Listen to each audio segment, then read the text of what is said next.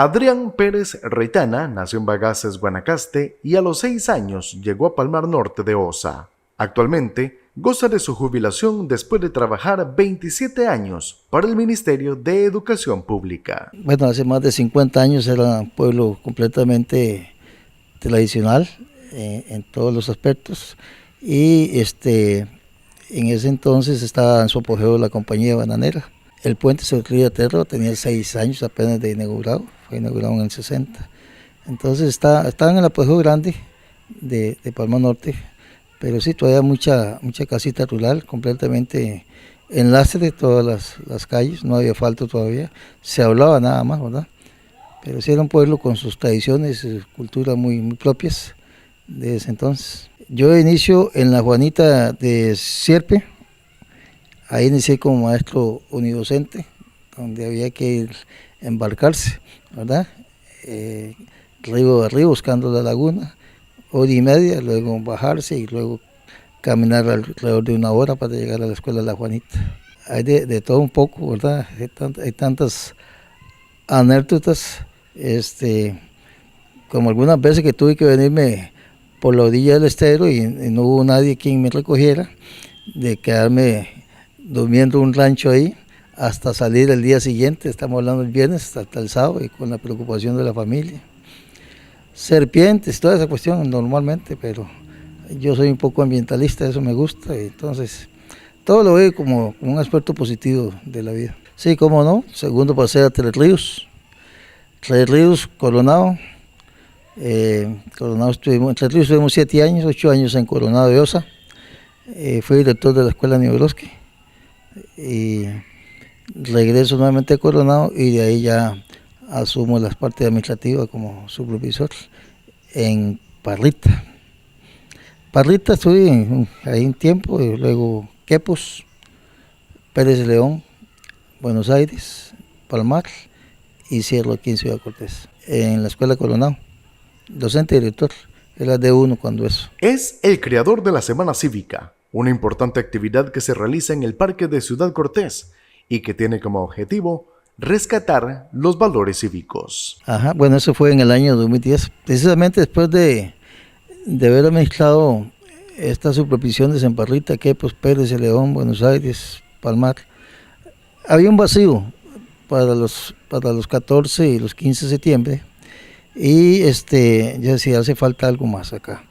Y ese más era que normalmente se recargaba mucho en la parte académica la historia, entonces no se tocaba como debía ser. Entonces digo, no, llevé la propuesta a los directores en el 2010, quienes ellos muy profesionalmente y con mucho esmero aceptaron la propuesta de la Semana Cívica. Pues nace y tiene varios objetivos. Nace es con la idea de tocar la historia en pausas. Por ejemplo, el primer objetivo era rescatar y fomentar los valores cívicos. Ese fue el primero. Esos valores cívicos iban emanados en los programas de educación cívica y de estudios sociales específicamente.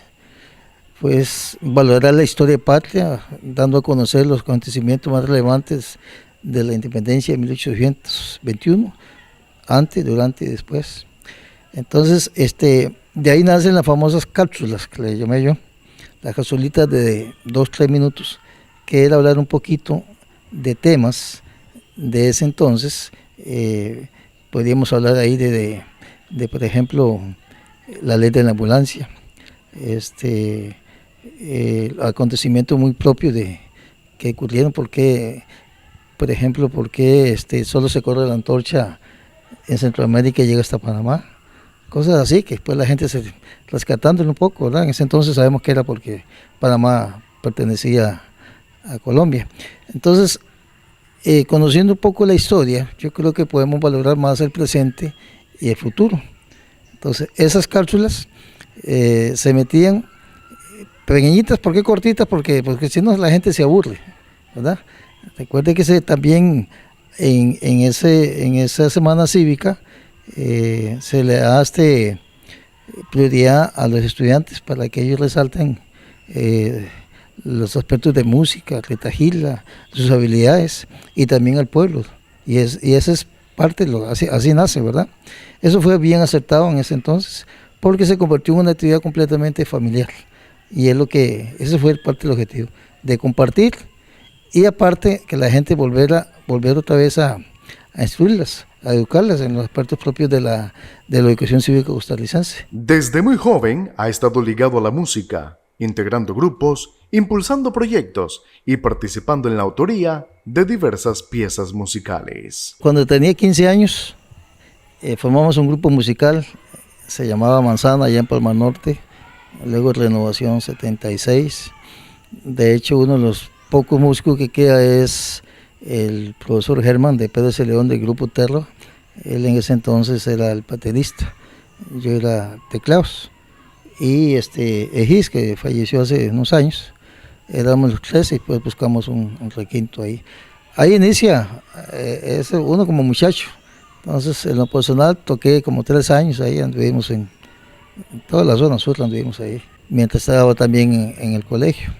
Pues esa experiencia pues también la llevo a las aulas cuando soy docente, en donde yo dije, antes se decía la letra entra con sangre, yo le cambié el don, ¿no? La letra entra con música. Entonces, de hecho ahí hicimos algunas cositas nuevas, como si había que cambiar hacíamos una cumbia, por ejemplo, con los volcanes de Costa Rica, jugando los chiquitos, de una manera diferente. Años más tarde formamos aquí el grupo con los compañeros de la Filarmonía. Eso lo retomé también en el 2010, iniciamos en la Neveroski, hay insistencia, fuimos llamando y cuando eso no estaba tocando con ellos. Y la idea era rescatar y fomentar ese grupo, y así se hizo. Y luego, años más tarde, pues aparece el profesor Don Juan, profesor que manejaba muy bien toda la parte de solfeo, y de hecho nos dio más de un año de solfeo en lectura de partituras. Entonces ahí se volvió a formar el grupo, que es el que tal vez usted escuchó en el año 2017, que participamos en el Parque de Ciudad Cortés. Lamentablemente igual Don Juan se nos adelantó, entonces el grupo pues volvió a caer, y hace el año pasado, bueno, el profesor Luis, profesor musical del Liceo Pacífico Sur, retomó con los compañeros, y de ahí nace esas 2 canciones que hicimos, la Cangrejeada y Tributo a Osa, ¿verdad? En esa yo lo que participo es en la letra, la música es de Gis Delgado Morales y la letra es de Ernesto y mi persona. Tributo a Osa, casi toda la letra es de Ernesto Cubero, pero la Cangrejeada sí yo meto la cuchara un poco ahí, porque el compañero Ernesto pues hacía mucha poesía, pero la música hay que trabajarlo completamente diferente. A la hora de acomodar la métrica tiene que ser silábicamente, hay unas cosillas ahí. Entonces así nacieron esas 2 canciones. Sobre todo la Cangrejeada nace para resaltar las cangrejeadas que se dan entre mayo y junio aquí en Ciudad Cortés. Entonces de eso habla la canción. Y eso que para mí debió ser como un festival, ¿verdad? Ahora ha bajado un poco la cantidad de cangrejos y demás, y hay algunas limitaciones ambientales, qué sé yo. Don Adrián continúa trabajando, ya que ahora se dedica a la ganadería. Yo estudié en el agropecuario de Palmar Norte, solo el quinto lo hice en el Liceo Pacífico Sur, y después ingresé a estudiar técnicas agrícolas en el Colegio Unitario del Puerto. No se terminó porque se cambiaron de carrera, pero yo siempre he estado ligado a la parte del agro, y antes de ser docente también fui auxiliar de asistente veterinario, entonces he estado ligado a la parte de la pecuaria, entonces me dediqué a la ganadería, y actualmente pues yo trabajo con ensilaje de maíz para las vacas de cría que tengo yo. Entonces tengo el equipo, siembro, corto y guardamos ahí.